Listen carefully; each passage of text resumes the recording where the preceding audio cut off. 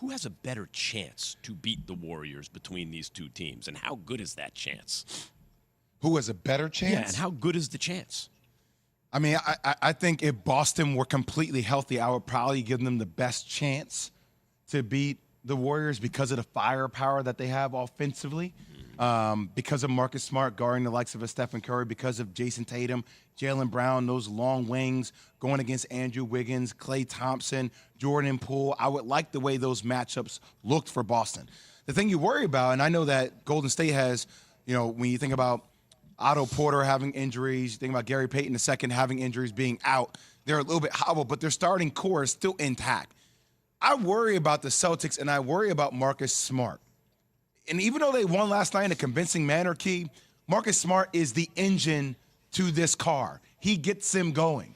So the injury to him, how will that play long-term? How will that factor in with Robert Williams with the knee? The injuries worry me, which probably make me consider the Golden State Warriors the favorite right now going into the NBA Finals. Because, look, if they're going to sweep the Mavericks tonight. They're going to sweep them tonight. This series is over. It doesn't matter if it's a sweep even if or it's a gentleman's sweep. It's so over. what's the difference? You feel it. It's done. Yeah, I would certainly say it's the Celtics. Everything that Jay said. And what Jay was trying to say was that the Celtics don't have a real opportunity and chance unless they are completely healthy.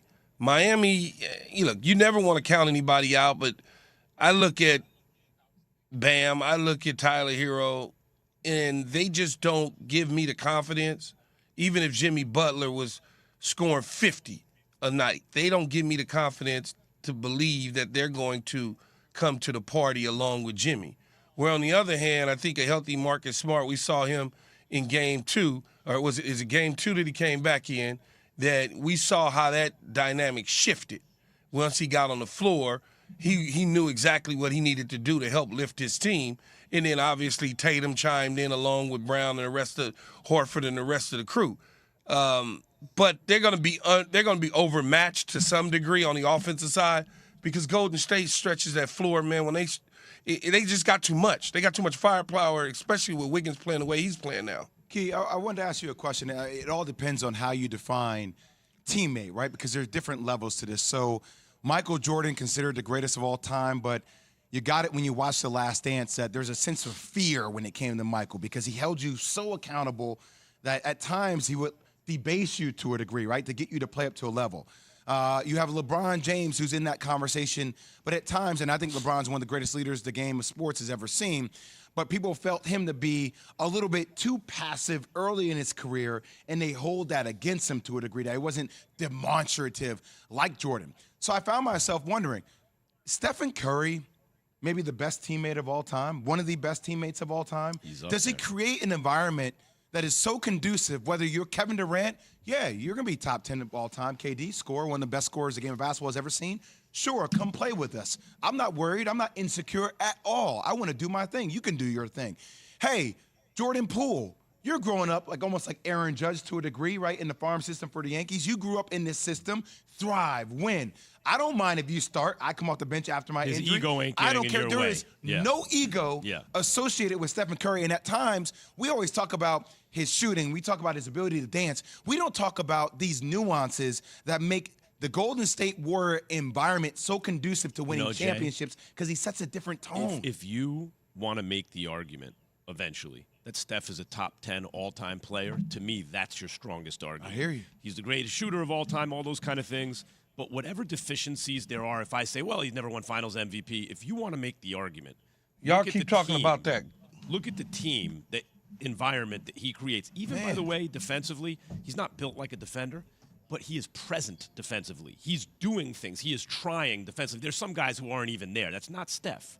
If you want to argue that level of teammate that he is and the environment he created puts him in the top 10, to me, that's the strongest argument. I mean, I'll tell you one last thing. Even on the back end of the whole KD stuff, seeing him fly all the way from the Bay Area to New York to sit down with Kevin, even though they went different ways, that's the type of leader this guy is, right?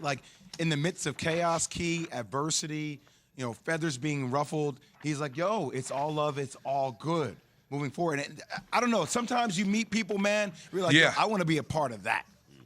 Mm-hmm.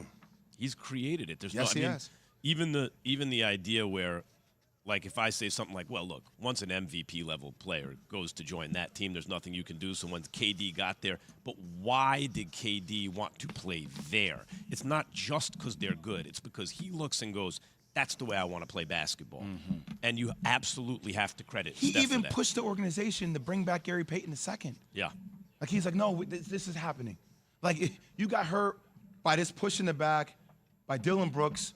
We're going to take care of you because that's the culture that we've established here. He leads that culture. And it is it's incredible, man. You know, a lot of times the reason basketball is barbershop talk is because, like boxing, which is also barbershop talk, right?